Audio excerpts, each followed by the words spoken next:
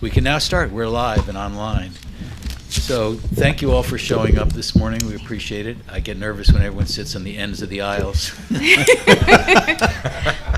So quick exit. Yeah, quick exit. My name's Jim Berger. I'm a partner at the law firm of Thompson & Coburn, specializing in IP law, and a professor at Georgetown University Law School.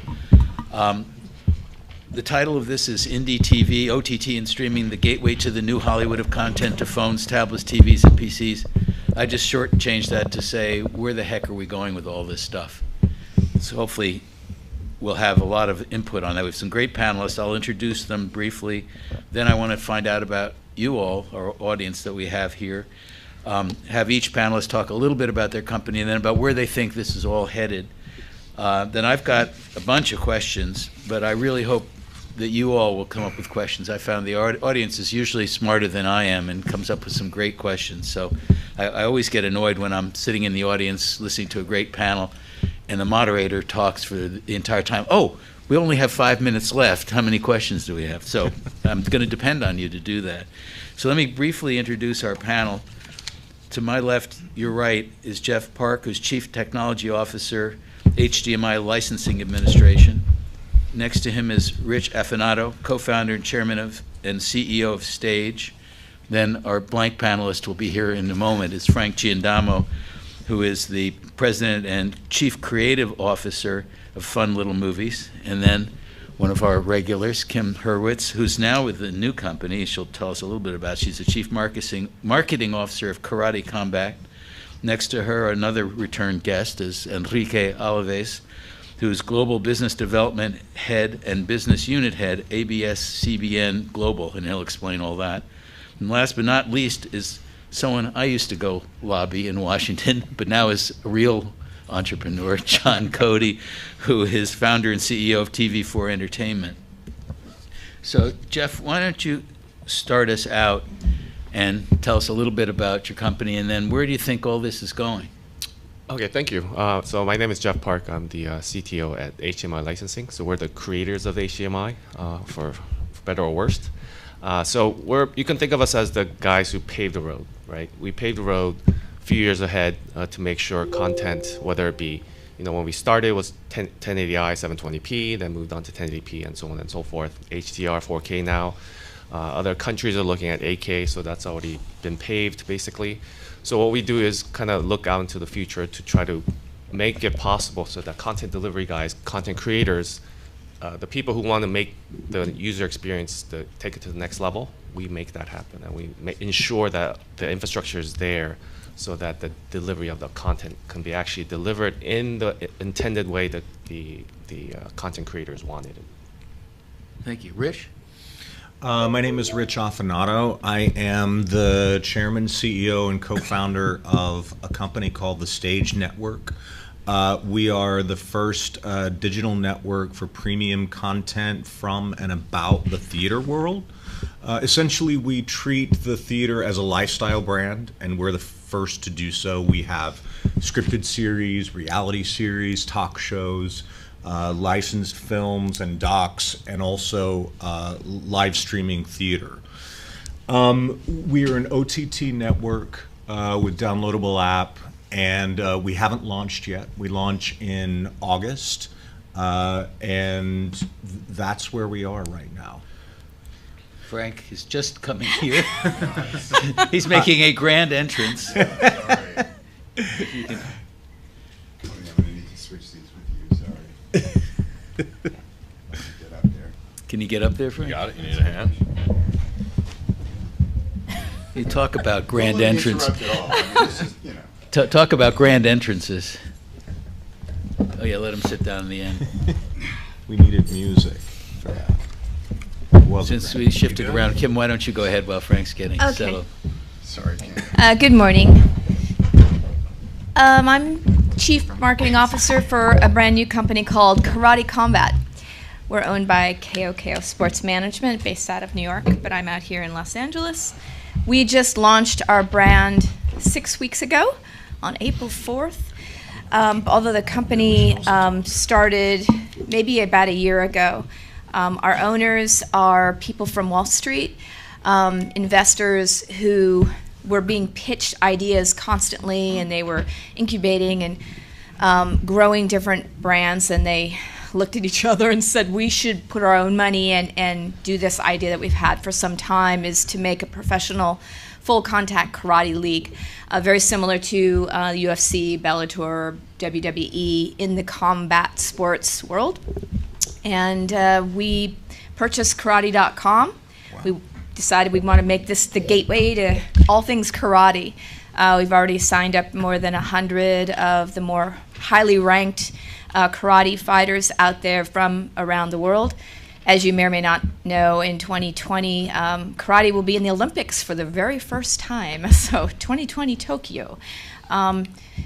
You may go, I'm sure it was there before, but no, it was taekwondo and judo and wrestling and boxing, but never karate. And there are a lot of amazing karate fighters out there who never had a professional path. So we aim to change that.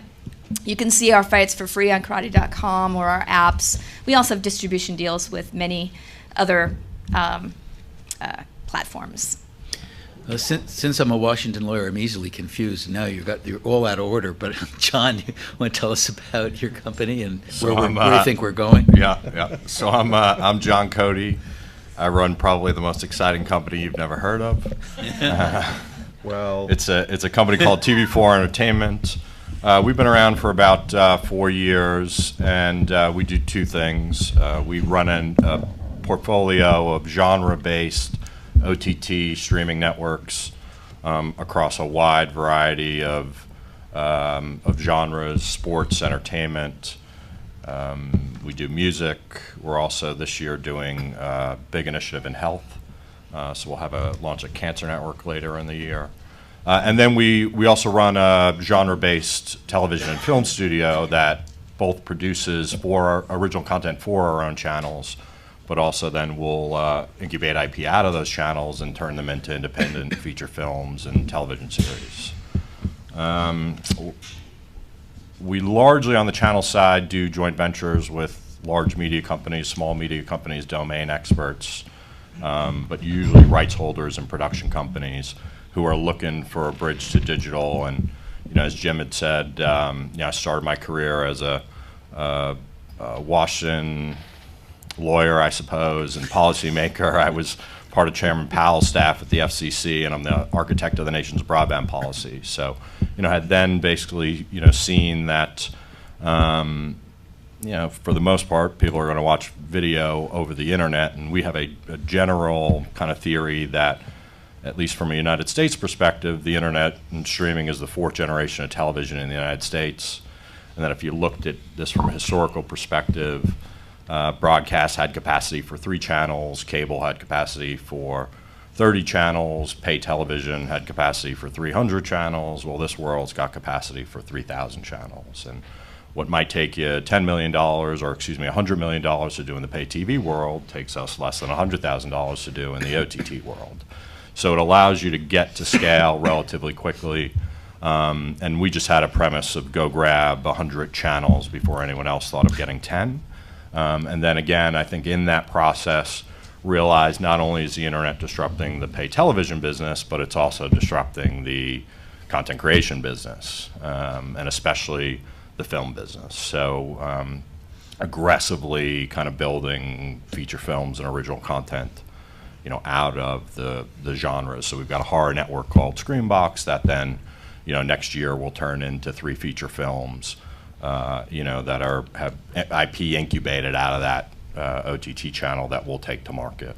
But we'll do that in a bunch of different genres. So, and then I think the last part about the interesting where we're going piece is it might be the 4th generation of television in the United States, but it is the first global television delivery network. So we take these channels and not only go direct to consumer, subscription based mostly in the United States, we license some version of the channel, whether it's a linear network, an SVOD network, or an AVOD network, to anywhere in the world. And just launched 10 of the channels in Indonesia with the largest telecom provider, or the only telecom provider in Indonesia, in Telecom Indonesia, as they start to offer their 135 million subscribers, OTT and direct mobile products, and you realize there's a pretty big appetite around the world for our channels or packages of content that are high quality, but not necessarily the same stuff that has gone through there for the last 20, 30, 40 years in some cases with some of the national cable networks. So, it's a fun time to be in the space. Thank you, John. You've actually teed up a lot of questions that I have for people. I knew that would happen. That's what I'm here for, Jeff. Enrique, tell us about your company and a little bit about where you think we're going. Good morning, everyone. My name is Enrique Olives. I'm with ABS-CBN Global. Our parent company is a free television media and entertainment company based out of the Philippines. We work out of the Bay Area. We're a free television station in the Philippines, but outside the Philippines, we target the 10 million Filipinos that live outside the Philippines. We've been here in the U.S. for 24 years. Our flagship channel is the Filipino channel. We're up on cable, satellite. We have our own IPTV business, and I run our digital properties. Excited to be here and talk about what's happening in the industry. And last but not least, Frank. Hi, I was told to go to a different hall, and you're all not there. Sorry, Frank. So I'm Frank Giandamo. I'm a professor at a lot of the different film schools like USC, UCLA. I'm currently teaching at Chapman University and Loyola Marymount. And I teach about new media. I teach about web video and YouTube and that sort of thing. I have two companies. I used to have a company called Fun Little Movies that licensed to Kim, and still get royalties off of that. But currently I've got two companies. One is called LaughMD, and it's about putting comedy videos in hospitals because laughter is the best medicine. And I've got another one called Virtual Film School, where we have funding for that, and that's where you can go to film school from anywhere in the world, including the Philippines, Enrique. And you can just strap on a headset like in Ready Player One, and you can be inside of a top-flight, fully 21st century, awesome film school. Great.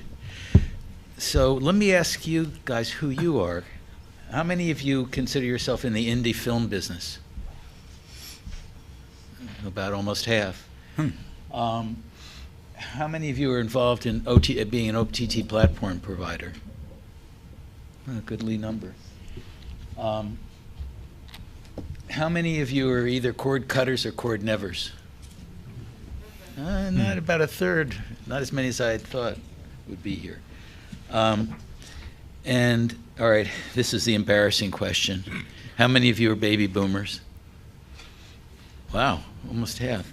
How many of you are Gen Xers? And how many of you are millennials? But I think the millennials are the most important part of the audience, even though you're right in the cusp. Is that the problem? Yeah, you bounce back and forth depending on what works. That's interesting. How many of you spend the majority of your time watching streaming video rather than traditional television or cable? And the rest of you, I assume, watch more traditional cable over-the-air television. Yeah, good. What do you put on demand? On demand, it depends where you get it from. You get it from your cable provider, then you're on the cable side. If you get it from SVOD or video on demand over the internet, over the top, then you're a cord cutter in that sense, or you're depending on that. Now, there's a lot of interesting statistics which will lead up to a sort of large question, but I'm going to start with, and I sorry, Jeff, that you can't see this, but I did send this one to you. This is an interesting slide which relates to what I asked you all about where are you getting your content from? It's interesting that in 2016, the majority of play requests came on PCs versus connected televisions. That reversed itself dramatically in just 1 year, in 2017. You can see that's the green is connected TVs and the purple are PCs. What does that mean, or maybe nothing? What does that mean, Jeff, do you think, in the OTT indie world? Well, we work very closely with TV manufacturers that actually contribute to the creation and revisions of the HMI specifications. And so what's happening is if you look at TV, if you can just go to Costco or Best Buy, for example, it's almost it's not impossible, very difficult to find TVs that don't have some sort of smart function built in already. Even if you do, it's probably hidden somewhere in the corner where it's the low-cost, very small TVs, for example. So a lot of these things are kind of being built in because it's becoming the norm that you expect every TV to have a smart TV functionality, some sort of software to be able to access OTT or other services for video content or entertainment. So it's a question of distribution that Yeah, we're getting because what's happening is when you build a TV, for example, you build it at the most common platform across the board, from your low end to high end. They are very close in similarity in terms of hardware when they build it, because that reduces the cost. That means the parts you buy are very similar to cars. You know, you can have a luxury brand like a Lexus, but shares a lot of parts with Toyota, for example. Same thing applies to TVs. You can buy a very high-end TV that costs $5,000. You buy a $500 TV. If they're about the same size, they're going to share a lot of parts. Main difference being maybe a little bit faster processor and better software.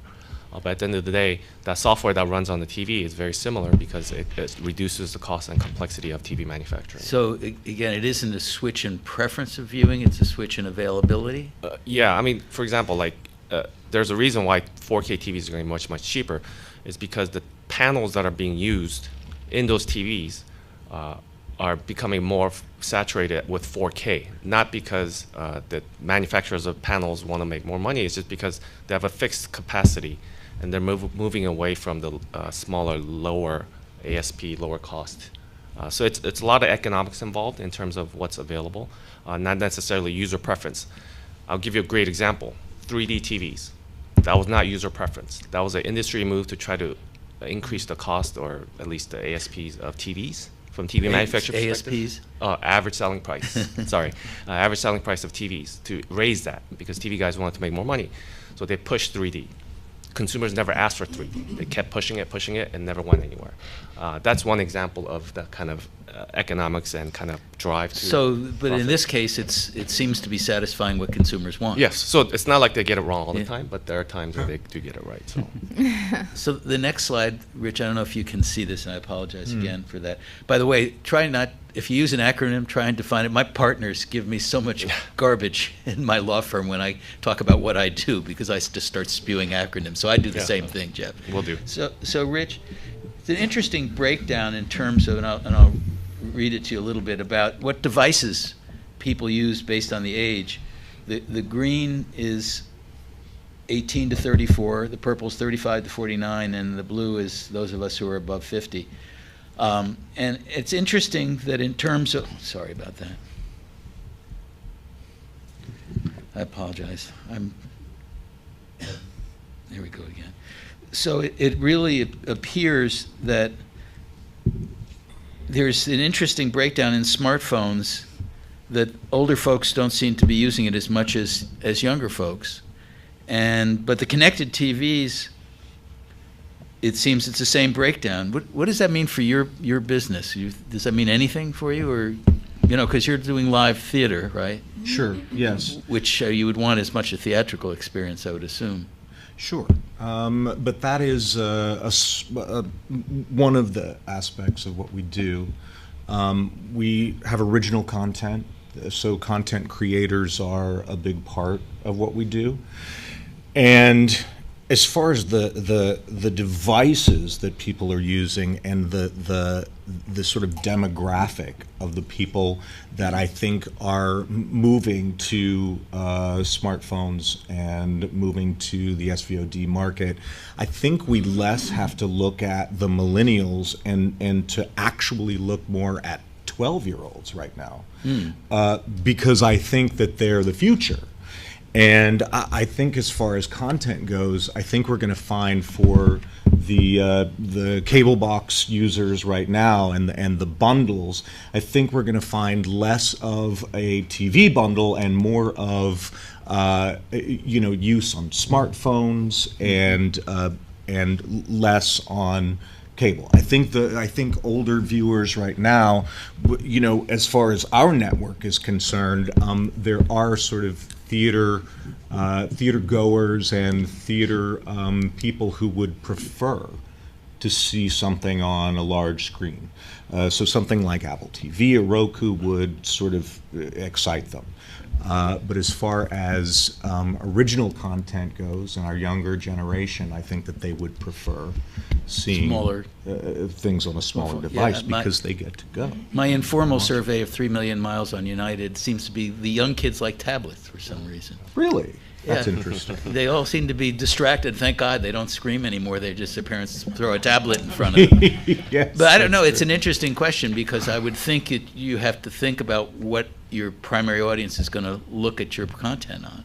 But that getting to the content leads me to something John and I both have spent a lot of time thinking about. And maybe, how many of you do not have either some sort of wired internet connection at home? So you all have a wired internet connection.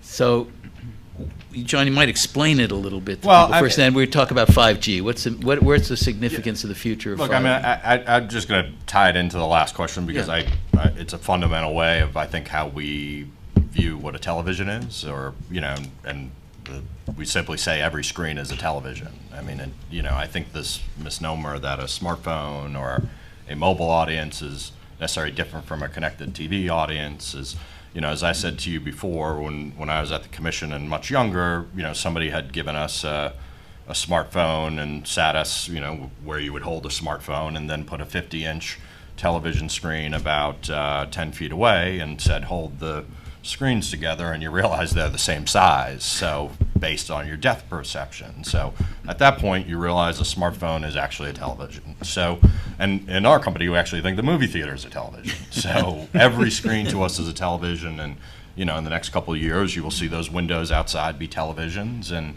you know, I think the proliferation around the world of screens is, you know, just a simple fact that, you know, televisions have gone outside of the living room and into everyone's palm. So the idea that you're going to have more televisions than people, I think it's this year or next year, you know, is probably all that needs to be really said about, what that, what that experience and who uses what experience. But I do think it then connects to, well, you have to have a high-speed connection into that television to be able to stream, you know, and simultaneously stream live or, you know, go get what you want. It's not about necessarily just the storage of the device in your hand, which is also increasing exponentially, but, you know, how is the speed of connection? So, you know, we talked about 5G as, you know, as, again, a policymaker 20 years or 15 years ago, you know, said, how do you get broadband to more people? And essentially what we did was we said to the telephone companies and to the cable companies that if you invest, you know, the multitudes and wireless companies, billions of dollars that it's going to take to build out these networks, we will not treat you like a traditional monopolistic telephone company. They invested, notwithstanding the facts that I think a lot of those, you know, laws changed over time and then changed back. I think the truth of the matter is their investment was enough to get the country, you know, a pretty widespread broadband pipe or multiple pipes. And I think as you get to a third wireless pipe, because everyone's, you know, I mean, the cell phone hardly still works sometimes, so yet alone trying to stream video over, you know, a non-Wi-Fi network is still a challenge, not just from a price perspective, but just an experience perspective. 5G, you know, I think has got a real chance to solve that. And, you know, again, I think if you looked at the telephone and cable companies, you know, they're going to be scratching their heads and saying, hey, if 5G, you know, basically can deliver that type of experience to any device, then I have, you know, yet another competitor to the end user from a pipe perspective. And, you know, from our perspective at the time, what we were trying to do was commoditize all these pipes so that, you know, the user could just get to what they want when they wanted. And, you know, again, a lot of times people said at the time, go break up the pay television business. You know, people buy channels they don't want to watch.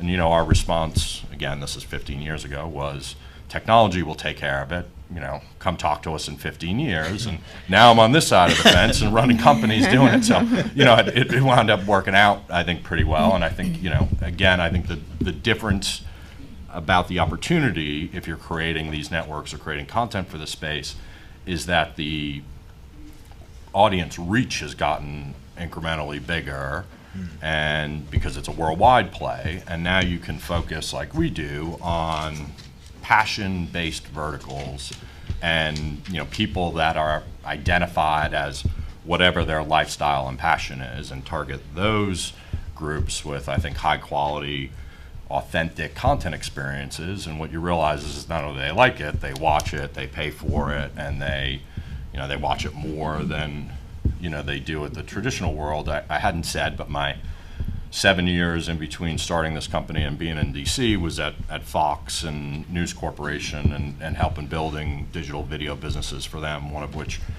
we stood up Hulu, and I built a lot of OTT products for them on the cable network side, so I have a good sense of what people were watching in that world. And again, I just think if you look at a national cable network today, MTV hasn't played music in 20 years, the History Channel is, #1 show is Pawn Stars. It's not the most authentic content experience, and it's largely run by a bunch of executives who, for one reason or another, are stuck in the think of what's the next reality show I could pull together. So, I think from that standpoint, there's a lot of underserved, passion-based global communities that you can attack in this space or target in this space that traditional television just can't do. Yeah, I see Enrique. But there's a shaking his lot head. We'll of get to- movement in the opposite direction too, because if you look at what Facebook Watch is doing, they want appointment viewing. They want regular, because they're trying to build communities around these things. So it is still social, so that's different. And then you look at the recent UFC deal with ESPN and all the fights that they are buying, basically a license fee for roughly $10 million per fight instead of doing it as a pay-per-view. So that was an interesting shift as well, because pay-per-view revenues can be very unpredictable, although the best fights, I'm sure, on the UFC will remain pay-per-view events. But there'll be fewer of them, so they can be more big spectacles. I want to back up a minute, Kim, and help me out, because I ask this all the time, but for these panels, how do you define an independent video, independent TV? Is it just not the studios, everyone but?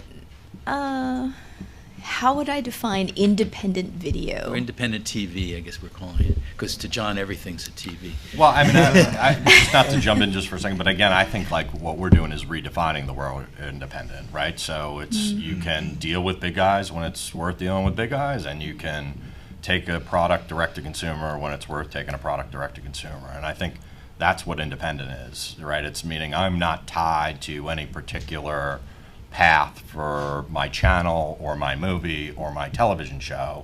It's I'm going to base it on what's the best experience for the end user and what's the best business case for me. So It's more of a behavioral move, Yeah. maybe, because I think you're going to see big studios getting into this space and doing independent things as well. direct to consumer, perhaps. Yeah, I wouldn't say direct to consumer is independent in that case, right? I mean, ESPN's doing ESPN Plus, they're direct to consumer, but there's nothing independent about ESPN. And I think an important thing about that is it also gives more the independent filmmaker and the independent content creator, it actually puts more control into your hands because you're not sort of tied down to a network per se. I think that there's a way to, look, through that for an independent filmmaker or content creators to have that opportunity to pitch better and to have that perspective as far as more control.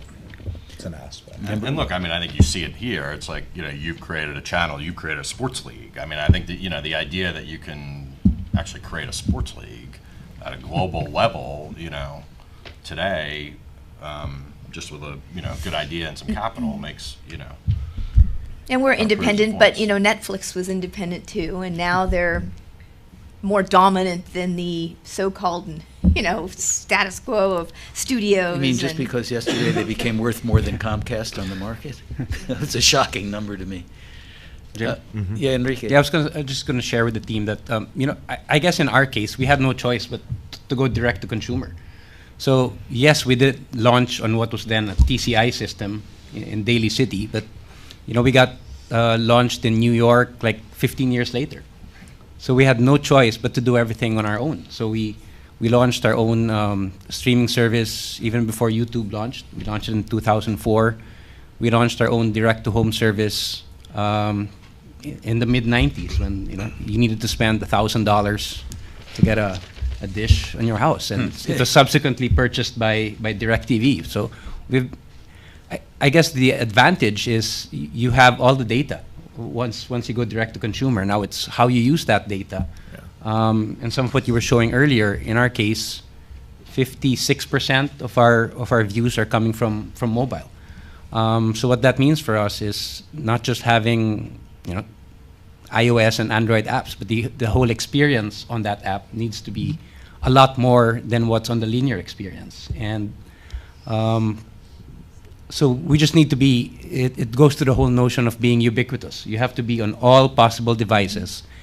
And while it's not as expensive to be on all of those devices, you still need to make those investments. So whether it's developing a Roku app, Amazon Fire TV, Apple TV, smart TVs, consumers demand that their content be available on all of these devices. Jim, we're kind of not seeing the elephant in the room here. Well, which is, give us the elephant. Okay. Well, it's YouTube. I mean, YouTube was just valued at $160 million. They were bought for $1.6 billion 10, 12 years ago. They're now valued at $160 billion. That's 100x growth, right? And Netflix is 167. Oh, really? The article I saw said that YouTube was higher than Netflix. Well, okay. give or take a few. It depends on $7 billion. What's $7 million? Exactly. Pretty soon you're talking about real money. $7 billion here, never mind. Yeah, exactly. Washington joke. That's like 4 fighter jets. So the the experience that I use, for example, to watch television is that I watch all of it on YouTube Red. I don't watch television, pretty much anywhere else except Hulu and Netflix a bit. For some shows, but I'm watching Seth Meyers and I'm watching Stephen Colbert and I'm watching all those things, Saturday Night Live, commercial free, only the pieces that I want to see, only the monologues and things like that. Day and time? Whenever I feel like it. No, but can you watch it live? Not live, but minutes later or hours later. John Oliver, for example, is already up on YouTube 2 hours after it's on HBO. And that's a $40 a month experience? 10. YouTube? 10. YouTube Red is $10 a month. Yeah, who was asking me for 40? Somebody. No, they're adding the It's linear. YouTube TV. That's the linear TV. Yeah, that's their linear YouTube TV. That's the linear TV if you That's can't $40 wait. Yeah, exactly. for new people. But there was also a survey that showed that 75% of young people want to be YouTubers. And they put it as their first, second, or third career choice. And that was kids aged 13 to 17. But that study is about 2 years old. So a lot of them are coming online as YouTubers. So the reality is that we're all kind of talking about a lean back experience here, but the lean forward, the commenting and the vlogging and the responses and all that sort of thing, that's growing and growing and growing, and that interactivity is really, I think, where the future is headed. So you're, to me, mixing two things. Is there interactivity on YouTube Red? Well, yeah, because you can comment, you can like, you can subscribe to channels, things like that. You can post your... It's a social network. Yeah, exactly, yeah. So you just ripped up the next 5 slides I had. That's why I can depend on Frank for being disruptive. I realize nobody here ever talks about disruption. You're welcome, Jim. Anytime, Frank, anytime. Because basically and I can never remember, Frank probably remembers the Churchill quote, is this the beginning of the end or the end of the beginning? Or the next 5 slides, which I won't even show unless you want me to, Frank, it's just the numbers are showing a vast decline in traditional TV watching. I'll just whip through them very quickly. The ad dollars are falling. The national ad dollars are falling. This is the 2016 through 17 season, and 4 really depressing charts. The viewership is down across the board in all the networks, and also the top shows have older viewers. Sorry for those of us here who are older. We're not watching what the rest of the country is watching. And the digital threat, this is the total digital ad spending. In 2016, they crossed the total U.S. TV ad, and it's accelerating. And cord cutters and cord nevers are accelerating to the point where the Magna Group predicts that some 48 million U.S. households will be cord cutters or cord nevers by 2020. Yeah, I got my charts mixed up. That's Fox and NBC also experience this same drop in viewership of their traditional, traditional primetime shows. And this is really an interesting one, which is the market, the canary in the coal mine, which is a lot of these traditional corded companies have been issuing junk bonds to, what are now considered junk bonds, to construct more head-end capacity, more lines out there, and they're having trouble in the bond market. So somebody is concerned. So Frank's saying this is all YouTube. I'm not saying it's all YouTube, But but it's it's- a big part of it. YouTube, Facebook, social media, Youku in China. I mean, there's a lot of culprits here, but I'll let others comment. I mean, is that really something that keeps you up at night in your businesses? YouTube? Yeah. No, I mean, look, we look at YouTube two ways. One is it's a great marketing platform, and a great way to find those that are passionate about the target that you're trying to give them. They're also a great distribution partner. Again, as we look to take, these channels to YouTube TV or YouTube Red. I mean, they're one of the larger distribution partners out there. Now that said, I mean, again, I think all this is, it's all a little bit of a kind of virtuous cycle, whether it's Netflix or Amazon Prime or Hulu or, again, name those kind of around the world. It's, I think everyone's doing it, so whether it's, whether your particular place to watch is YouTube or, the All Warrior Network or Comcast, I think you're figuring out a way to get what you want.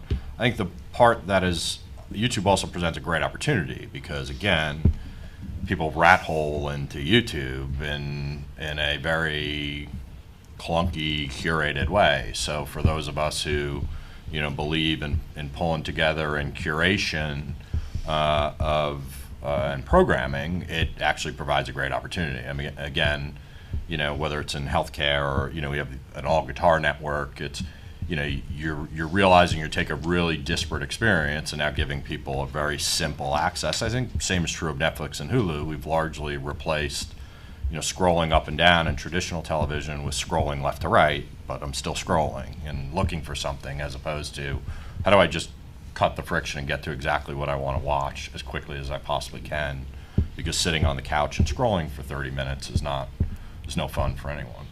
It's sort of the YouTube is, you're looking at it, I assume, Frank, as a MPVD, a virtual cable provider, right?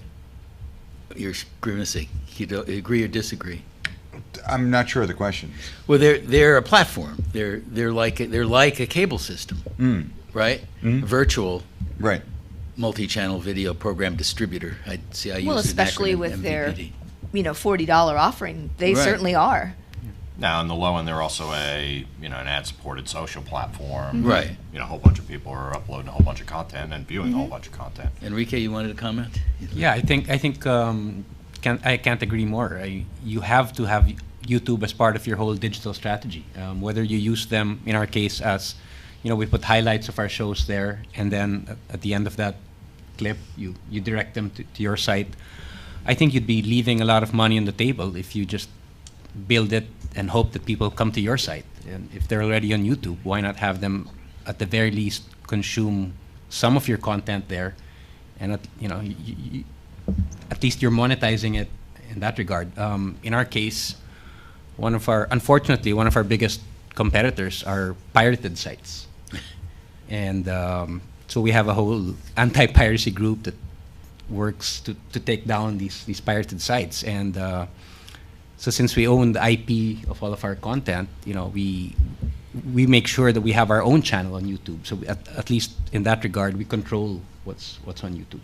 Right. So I've got a bunch more questions, but I want to make sure that I get questions from the audience, hopefully.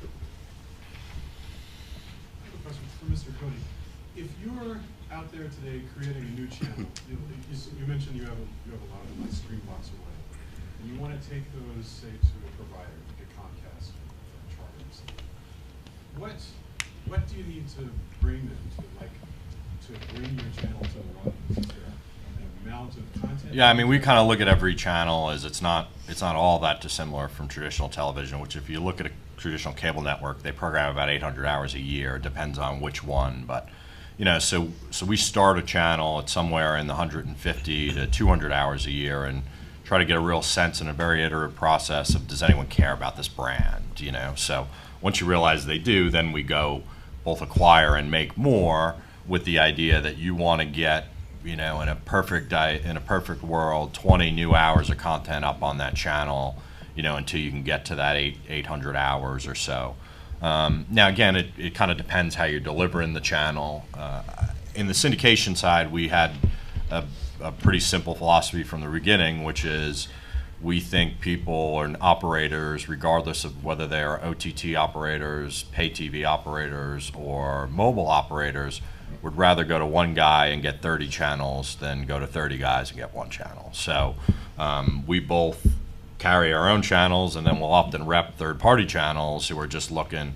Like I said, we launched these channels in Indonesia, and one of them's an esports network that we're just licensing in and distributing. I wouldn't say we have a great desire to be a distribution company. Because we own most of the channels, or at least 50% or some percentage. We always say we don't need to own 100% of anything, but I don't want to own 0% of anything. Just from our mindset as a company, we're very ownership driven, because we think we're building assets.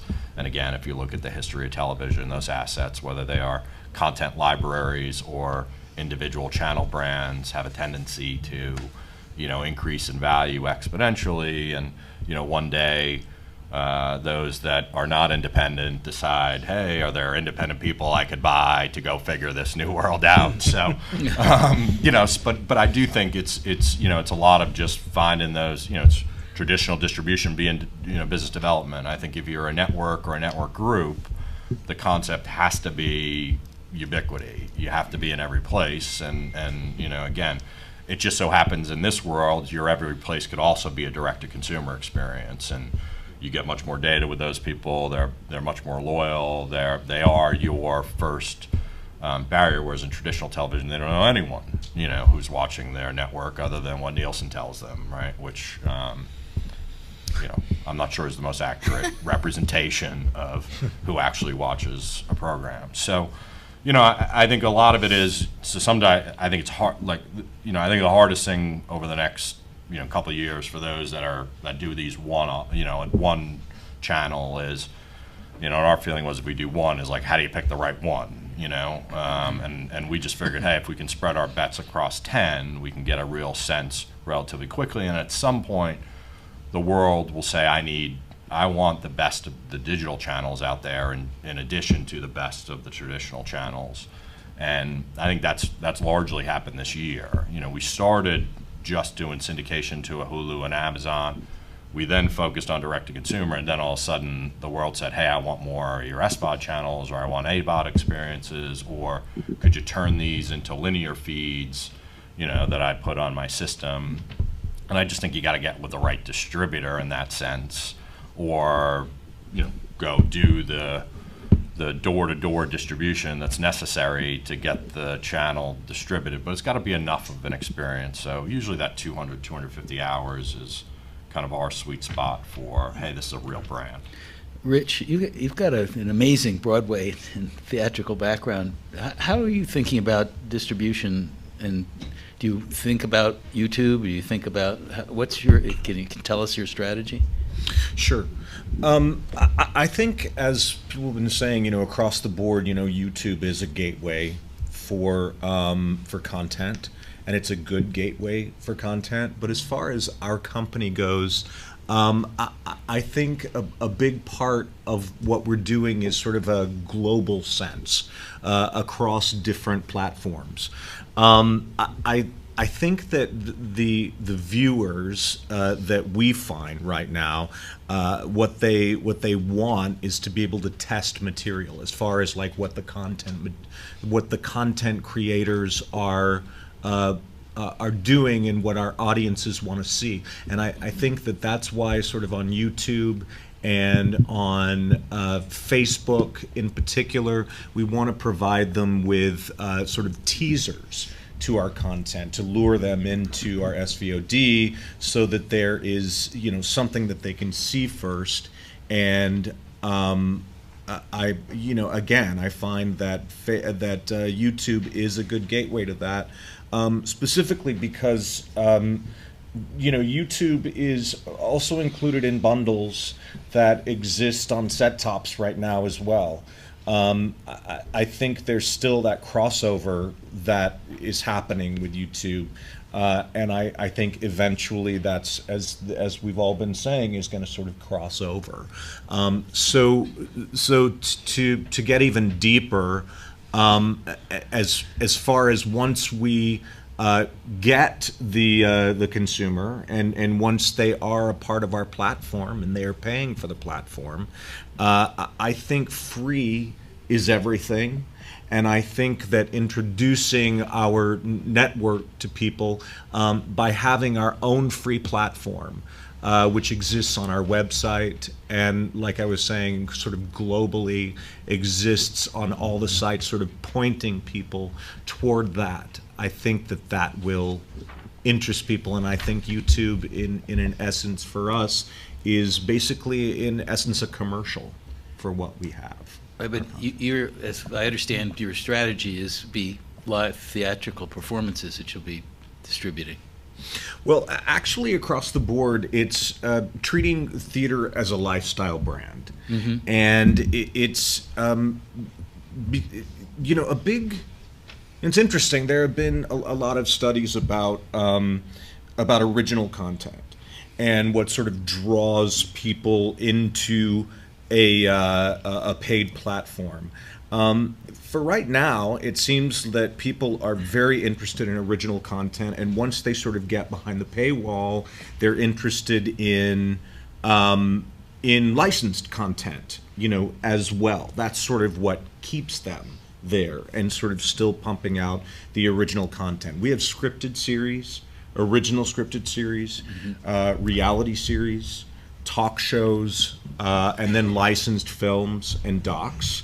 And we are moving into creating, we have sort of down the pipeline in our creative development department, down the pipeline, we have about 70 projects that are in development. Now, some of those will be greenlit and some of them will not be. We've greenlit about 15 of those at this time, and those are creative original properties. So across the board, we're sort of presenting sort of a wide range of entertainment. Will you have live or recorded Broadway shows? We will do that, but our focus is on theater in general. We feel like we have competition that are only focused on Broadway. And I feel like right now the general public looks at the theater as something that is not only that they can't afford, but also something that is, the best way to say it is, the theater. People, there is this sense that it's something, very self-important. And I think that a big part of what we are doing is sort of making it accessible to people and showing people that it's really not any different from seeing a film or being a part of that. It would be ridiculous if I told you that a major film was being released, like Black Panther, and you could only see it in New York or LA. So we're changing that in the sense that if a show is released in St. Louis, if there is an original piece, then we want to introduce audiences to that so that they will be able to understand in their own communities that there may be regional theater that exists there that they should see. So again, I say it's theater as a lifestyle brand, so there will be a portion of what we do that will be live streaming theater. And I think our original content and licensed content is going to be a really interesting. So I was being selfish. It's so expensive to go to the theater. Yes, it is. To get to see Hamilton in D.C., you had to buy like 10 other shows. Yes, the Kennedy Center. It's interesting, No. people are now paying $2,500 for a ticket. I know, it's- And, we're offering people, $49.99 for a year. And they can see a lot of theater, and they can see the people behind the theater as well. For $4,500, you can get a ticket to the Stanley Cup playoffs first game, sit behind the Nats. There I go. I'm a Washingtonian at baseball. The Caps bench. But in any event, yes, you, sir. Just a question. So with OTTs, are there any aggregators that we could get on that maybe we could spread onto different platforms like Apple and Roku and Sling, similar to what they do in music with like TuneCore and CD Baby, how you could put it on there and then get it on like Spotify? And is there anything like that for OTTs to get on those devices? So if you work with Roku and you have a live channel, you don't even need to develop your own app. You can work directly with them. So they offer that today. I don't think they have that yet for VOD though. But if you have a live channel, you can work directly with them. Just contact them. They have actually an ad-supported channel called the Roku channel, and we'll have an SVOD one. But again, give me your card after. I mean, we distribute to other aggregators and distributors. There's also this it'd probably be a couple months before you can figure it out, but there's a bunch of companies popping up whose kind of sole purpose is to help solve a rights management technology distribution problem. There's a company out of Palo Alto called Wurl, WURL, that's starting to do this. They're doing more linear feeds. So again, you could take your VOD assets and turn them into 24/7 linear feeds and distribute that way to other aggregators like a Hulu or a YouTube TV, or there's a bunch of them looking for linear, but then there's a bunch looking for VOD as well. So there's a couple companies out there that usually aggregate by title, but we actually will aggregate by channel and distribute by channel. Do you have VOD assets?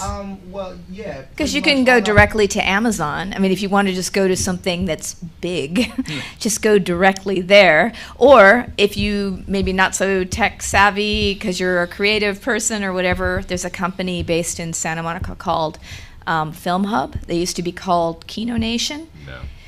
Roger owes me for this. I refer him so many people, but they do like distribution not only for Amazon, they're one of their vetted providers, but like dozens of other stuff in all different countries, and they just take 20% off of what they make, so there's no cost to you up front.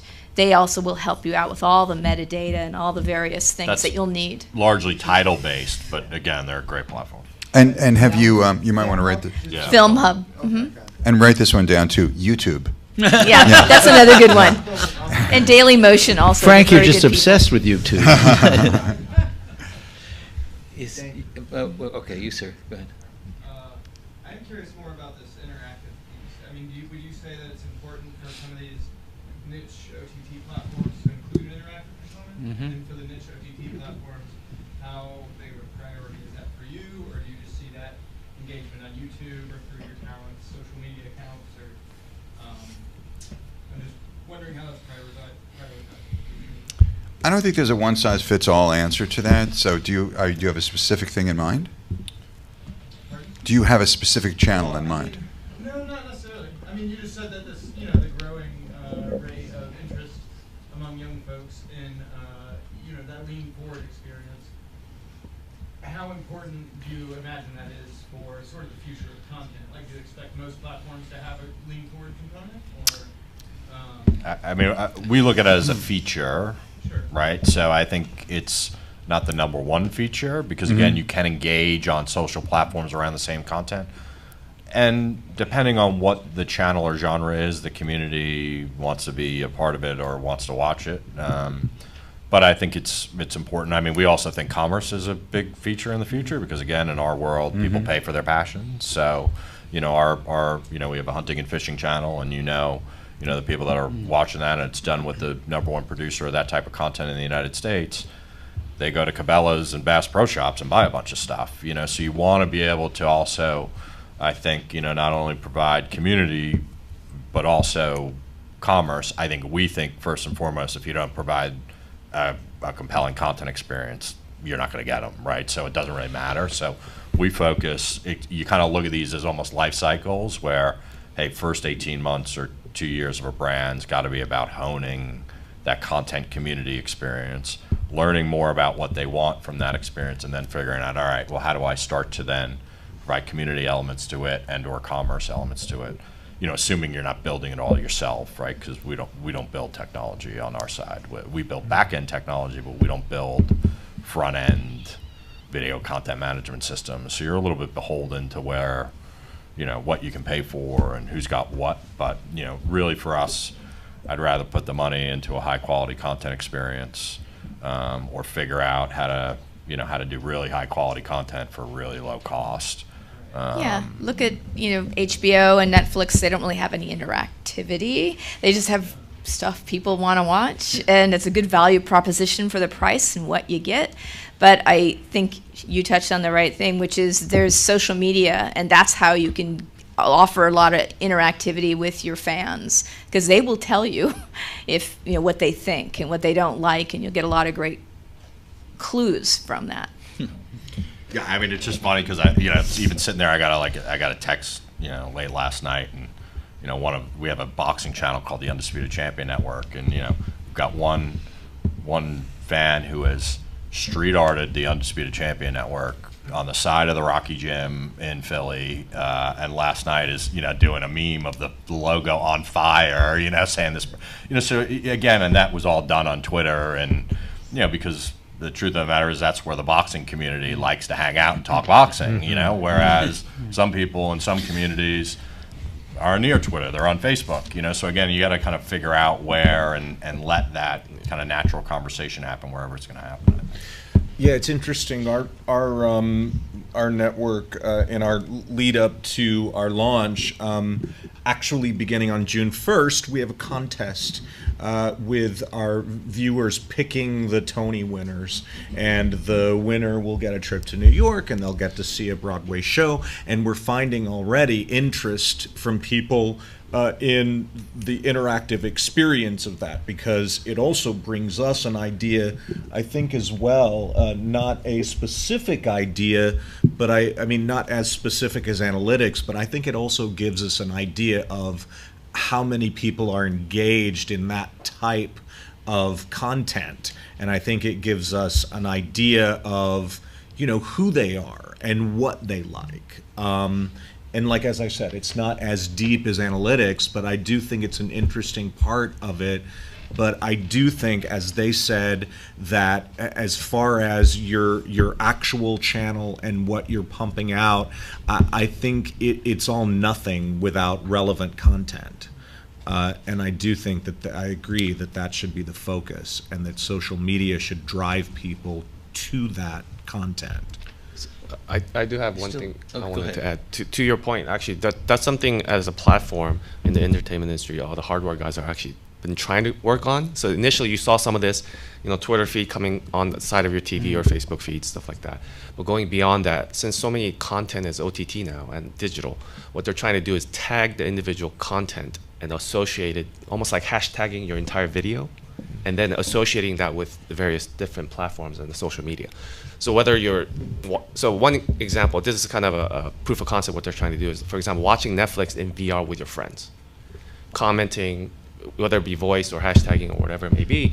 But that's just one example where now you're sharing an experience where before you just watch Netflix. Oh, did you watch that? Did you watch that? Then you have 3 friends who watched it, 2 didn't, whatever. But in a environment where the video is tagged and hashtagged and metadata then has all the analytics as part of that video, then what you can do is tie that into all the social feeds and say, hey, did you see that punch, or did you see that kick, or did you see that scene?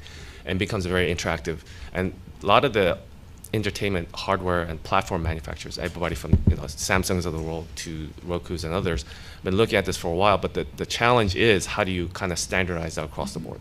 And that's what we kind of look at as well, because HDMI is a standard.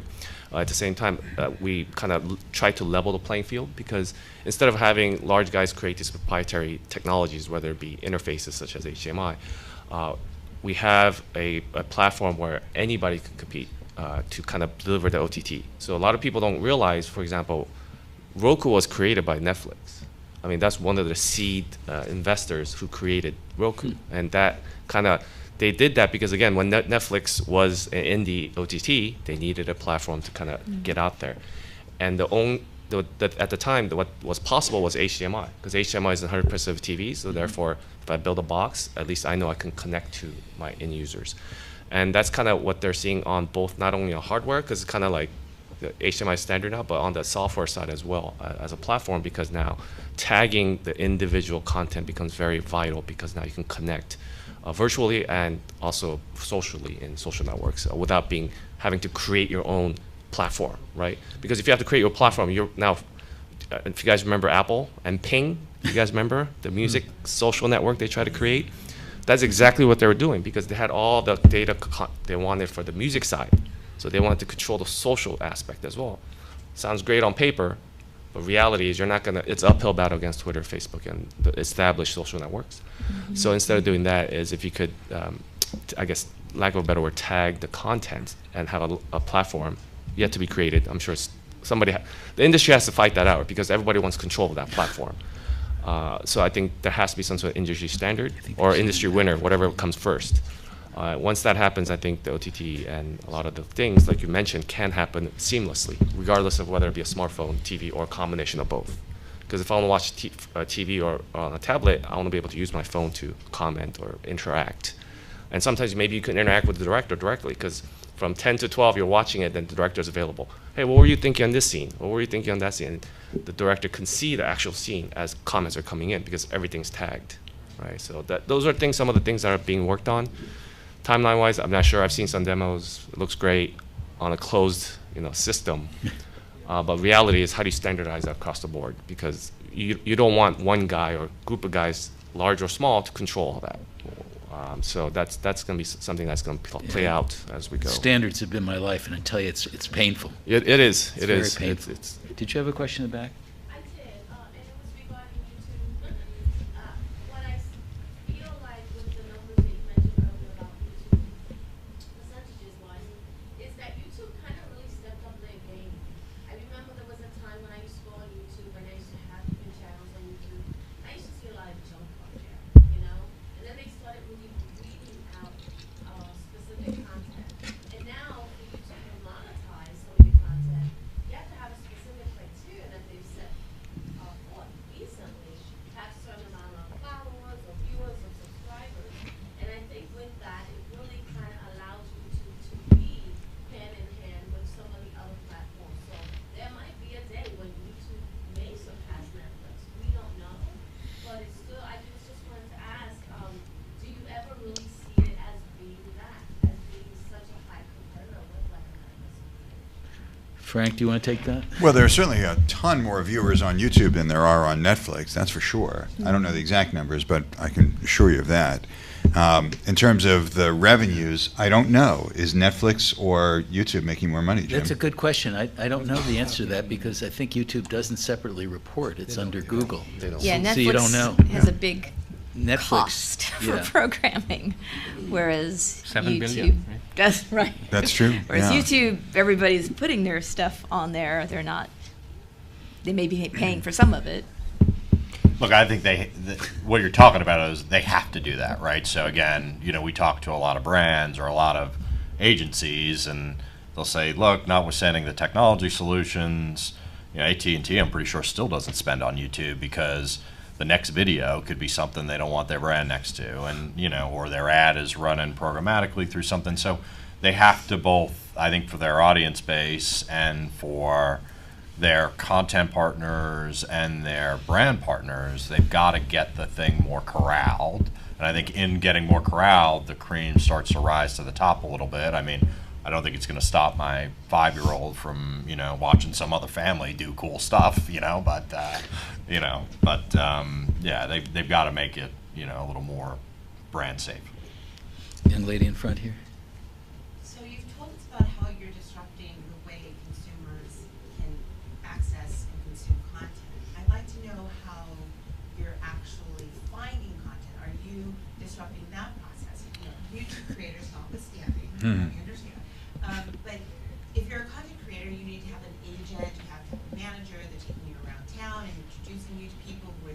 the gatekeepers. So what's your process in discovering and finding talent and content creators?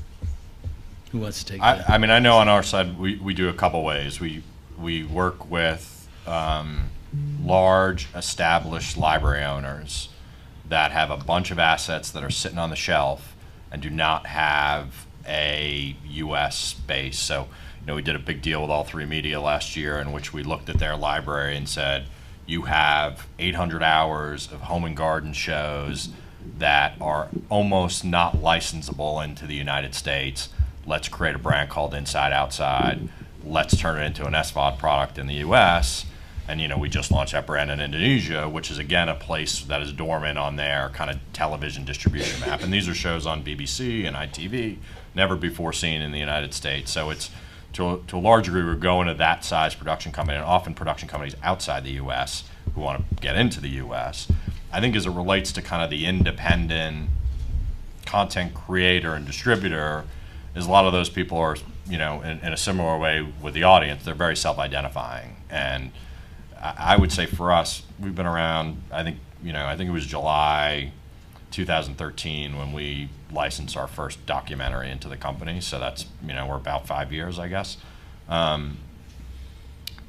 We stopped looking for channel ideas and content probably about 2 years ago, where for one reason or another, you know, they just started to come and walk through the door and say, okay, I get what you're doing, I have this idea, you know. And so, you know, I say this in healthcare. A guy came in, we had played around with cystic fibrosis and a brilliant young woman for a while, and this guy came in with a concept after seeing us do the All3 deal that said, I think there's a cancer network to be built.